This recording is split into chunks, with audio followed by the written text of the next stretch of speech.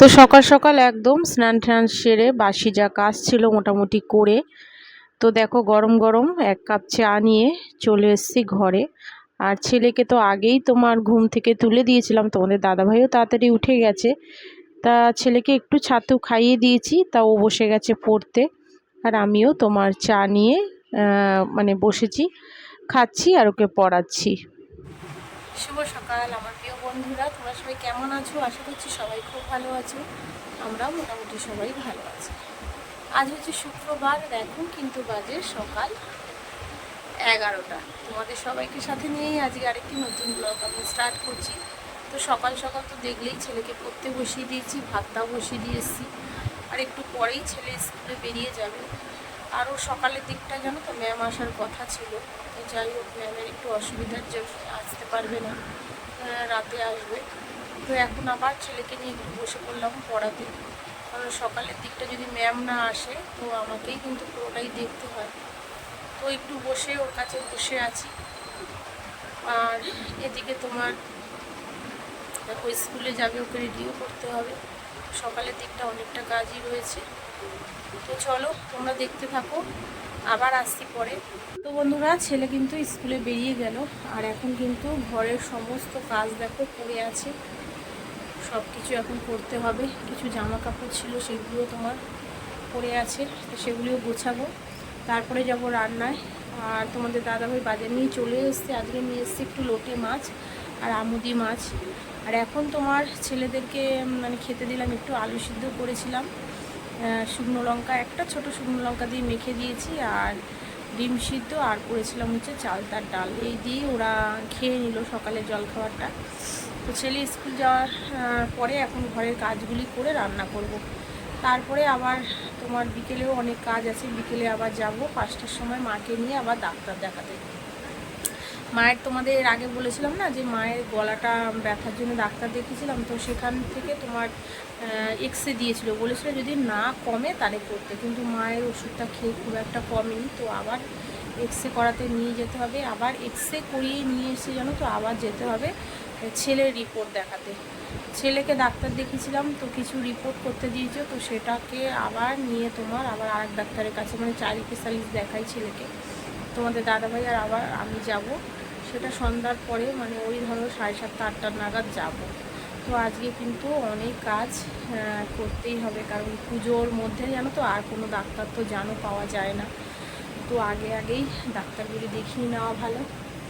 তো চলো বক বক করেই যাচ্ছি, কাজগুলি করে নিই, তারপরে আবার আসছি।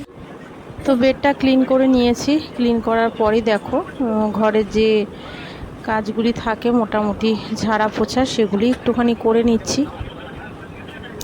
ছেলের আর 2 দিন পরেই স্কুল ছুটি পড়ে যাবে, তো একটু যেতে চাইছিল না, বলছিল মা এখন সেরকম ক্লাস হচ্ছে না, তো আজকে যাব না। তাও বললাম না যা, কারণ তোমার স্কুলে না গেলে জানো তো স্কুলের কোনো পড়াই মানে সেগুলি পাওয়া যায় না। তো যাই হোক ওকে বললাম যা, এখন আর তো 2-3টে দিন, তারপরে তো পুজোর ছুটি পড়েই যাবে। তো সেই অনুযায়ী ছেলে স্কুলে বেরিয়ে গেছে। আর তোমাদের দাদাভাই আমুদি মাছগুলি নিয়ে এসছে, তো সেগুলি দেখো একটু ভেজে নেব, কড়া করে ভাজবো। আর শাশুড়ি একটু লম্বা লম্বা করে আলু কেটে রেখেছে, তো সেগুলি দিয়েই তোমার মাছের তরকারির মতন করব।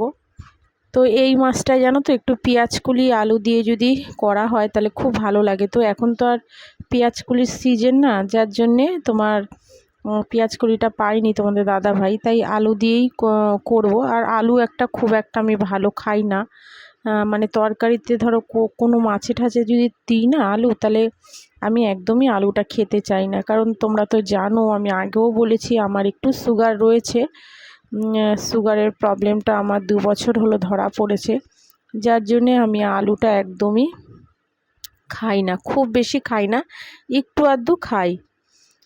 তো যাই হোক এই মাছে একটু আলু না দিলে ভালোও লাগবে না, তো একটু দিয়ে দিলাম। আর ওই কড়াইটাতে তোমার একটু বেশি তেল হয়ে গেছে বলে আবার একটু এখানে দিয়ে দিলাম, এই মাছটাতে, মানে এই মাছটাতে একটু তেল বেশি লাগবে, তো এইটাতে দিয়ে দিলাম। আর ওই কড়াইটাতে বসিয়ে দেব হচ্ছে তোমার একটু পেঁয়াজ দেখো ফোড়ন দিলাম, আর একটু কালো জিরে দিয়ে দেব, দিয়ে ওটাতে তোমার এখন আর একটা তরকারি করে নেব।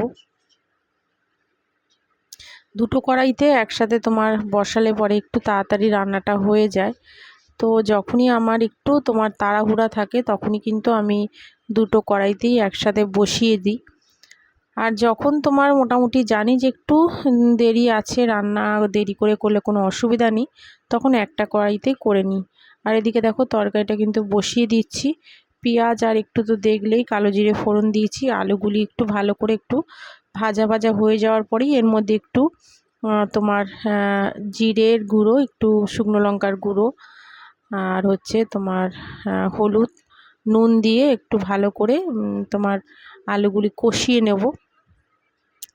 কষিয়ে নিয়ে নেওয়ার পরেই তারপরে তোমার জলটা দিয়ে দেবো। আর ওদিকে তোমার মাছগুলিও ভাজা হয়ে যাবে। ততক্ষণে এটাও দেখো ফুটে গেছে। আর এদিকে আমি মাছগুলিও কিন্তু একটা একটা করে সব দেখো দিয়ে দিচ্ছি। তো এদিকে এই তরকারিটা হতে হতেই কিন্তু ওদিকে আমি আর একটা তোমার তরকারি বলতে আর এক রকমের মাছ করে ফেলবো। লোটে মাছ নিয়ে এসছে। তা লোটে মাছটা নিয়ে এসছে তোমাদের দাদা ভাই, খুব বেশি পরিমাণে আনেনি।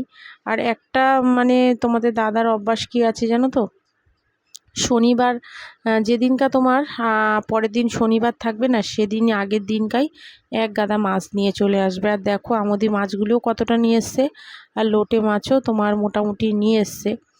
তো লোটে মাছ আবার শাশুড়ি একদমই খেতে চায় না, তো যার জন্যে অনেকটা পরিমাণেই কিন্তু হয়ে গেছে। আর আগে আমার দাদাকে একটু লোটে মাছ দিতাম, ও খুব ভালো খায়, কিন্তু এখন তো তোমার আর দাদাকে দিতে পারি না, কারণ দাদা তো তোমার যে কাজটা করছে সেটাতে ও আর দুপুরবেলা খেতে আসতে পারে না।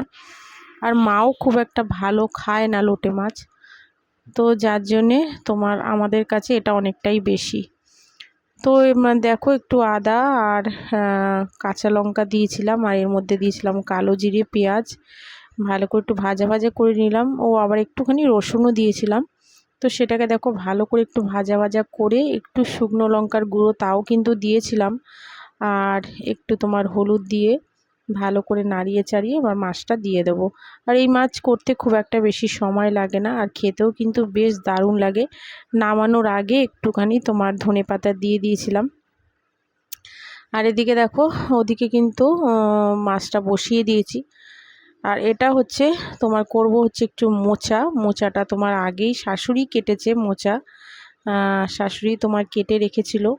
তো দেখো আমি সিদ্ধ টিদ্ধ করে পুরো রেখেছি। আর ওদিকে তোমার একটু মোচাতে যেগুলি দেওয়া হয়, একটু পেঁয়াজ, আদা, রসুন দিইনি, আদা, একটু আলু, একটু হলুদ, শুকনো লঙ্কার গুঁড়ো, কাঁচা লঙ্কা দিয়েই কিন্তু দেখো মোচাটা একদম করে নিয়েছিলাম। আর করেছিলাম একদম নিরামিষ তোমার ছোলা দিয়ে। তো এই রান্না করেছিলাম আজকে দুপুর দিকটা, সেরকম কিন্তু রাতের দিকটা আর খাওয়া হয়নি খুব একটা। পরের দিন শনিবার পড়ে গেছিলো, তো অনেকটাই জিনিস রয়ে গিয়েছিলো, তো কি আর করব, মাসিকে দিয়ে দিয়েছিলাম। কারণ নষ্ট করার থেকে জিনিস কাউকে দিয়ে দিলে সে যদি খেয়ে মানে তার ভালো লাগে, তো সেটাই অনেকই আনন্দর। তো জিনিস নষ্ট করে লাভ নেই। তো আমি কিন্তু রাত্রিবেলায় সব ডাল তরকারি গরম করে আলাদা আলাদা করে রেখে দিয়েছিলাম, যে পরের দিন শনিবার নষ্ট করব না, মাসিকে দিয়ে দেব। মাসিরও ঘরে অনেক লোকজন আছে, মাসি খেতে পারবে।